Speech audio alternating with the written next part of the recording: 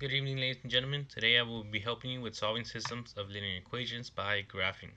In addition to helping you learn this new topic, I will be guiding you through the process of the Schoology assignment that I do have assigned for you all.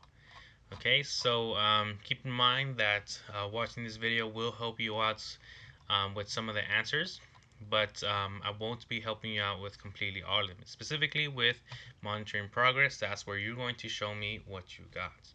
Now let's go ahead and jump right into it. What I want you to do is I want you to take out your binder and I want you to locate the lecture notes tab, and let's go ahead and begin. So previously we learned that what a system of linear equations look like, right? But we also learned that the solution kind of looks like an ordered pair. Now a lot of us were wondering, like, this ordered pair looks exactly like a coordinate. Well, of course it does, because that's what it is. It is a coordinate. Now, that means that you can also solve a system of linear equations by graphing. Now, the very first thing that you're going to do when you have a system of linear equations and they ask you to solve by graphing is you're going to graph each equation in the same coordinate plane. Okay, so that means that you're going to draw an x and y plane, right? And then you're going to graph each equation. So you're going to grab the first equation and then you're going to grab the second equation. Let's not forget, this is a y equals mx plus b format where the b is the y-intercept. So that's exactly where you can start, right? And then here, the number in front of the x variable is your slope. Here we have -2/1, where we go down by 2 and over by 1. Look at that.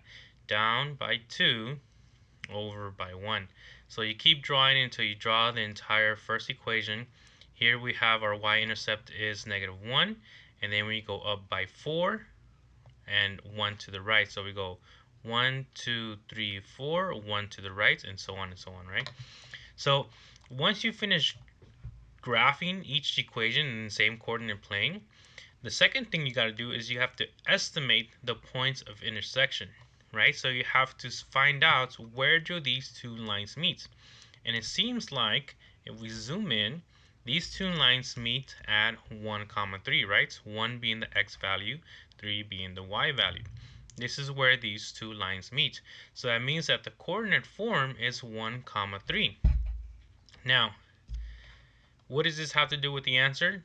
According to step 3, you check the points from step 2, whatever estimate that you found, by substituting x and y into each of the original equations. So we found out that 3 was the y and x was 1. So we plug in here for y, we plug in 3, and for x we plug in 1. So 1 times -2 will give us -2. -2 plus 5 is equal to 3. And does 3 equal 3? Well, yes, it does. Therefore, this ordered pair is the solution for the first equation. Now we just have to make sure it's the solution for the second equation.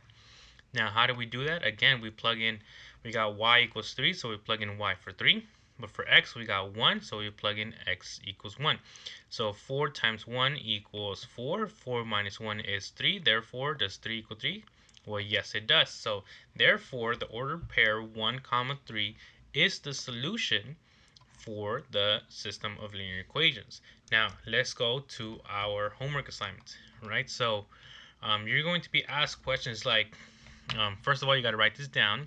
But secondly, you're going to be asking, when solving system of linear equations by graphing, the first step is to graph each equation on the same coordinate plane, right? That is the very first step that we are given.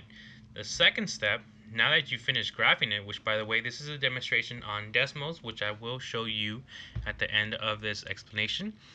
Now that you have graphed each equation on the same coordinate plane, the second step is to estimate the points of intersection. Remember, it says estimate the point of intersection.